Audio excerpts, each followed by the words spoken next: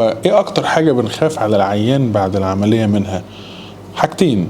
اول حاجة التهاب، ان يحصل التهاب او صديد مكان جرح العملية، وبصراحة ده نادرا ما بيحصل، لان عملية منظار الكتف غرز صغيرة مكان المنظار، حتى لو فتحنا فتحة بتبقى فتحة صغيرة، ما بتبقاش فتحات كبيرة، فيبقى ده كده الجرح او الالتهاب.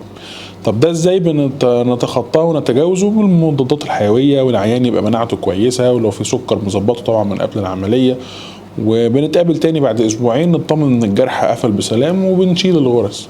يبقى دي اول حاجه بنخاف على العيان ان تحصل له. تاني حاجه التيبس. التيبس بعد العمليه نتيجه ان احنا نعلق الذراع في حامل فتره طويله بعد العمليه، ودي بنتفاداها، ان بعد العمليه مباشره من تاني يوم بنقول للعيان فك حامل الذراع بعد كل صاله 5 مرات في اليوم، واعمل تمارين تحرك فيها دراعك في ال6 اتجاهات، لقدام والورا والبره والجوه، وتعمل دواير ودواير في الاتجاه العكسي. كل ده حاجه اسمها بندلم اكسرسايز، علشان خاطر نتجنب ان الكتف يتيبس او يحصل تيبس ما بعد العمليه. وبننصح الاهل او بنعلم الاهل ازاي يعملوا التمارين دي للعيان في البيت. طيب، بعد ما بنعدي اول اسبوعين اللي قلنا عليهم بتوع الجرح، بنبعت العيان بتقرير لدكتور علاج طبيعي. ايه وظيفه العلاج الطبيعي؟ حاجتين. اول حاجه يكمل اللي العيان بدأه، يعني يكمل في ان هو يزود المدى الحركي بتاع مفصل الكتف عشان ما يحصلش تيبس. طب تاني حاجه انه يبدأ تقويات لحزام عضلات الكتف، حاجه اسمها شولدر جيردل سترينثنج اكسرسايز.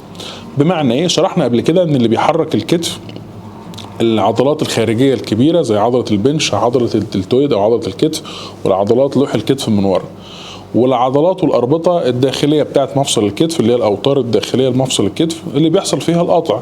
فاذا كل ما قويت العضلات الخارجيه لمفصل الكتف كل ما خفيت الحمل من على اوتار مفصل الكتف. نبعت العيان لدكتور العلاج الطبيعي علشان خاطر يزود المدى الحركي لمفصل الكتف صحيح، زائد كمان يقوي عضلات مفصل الكتف الخارجيه. فبالتدريج كل ما العضلات دي تقوى كل ما العيان يعمل كل اللي هو عايزه العيان، وبنفصل له العلاج بتاعه بناء على الحاله بتاعته وعلى الوضع بتاعه. ونستغل فرصة الكلام عن العمليات عشان نأكد برضو كل مرة ان النسبة الأقل من العيانين هي اللي بتوزن العملية، النسبة الأكبر ملهاش عمليات. وفي الختام افتكروا ان الأمل موجود، والسلام عليكم.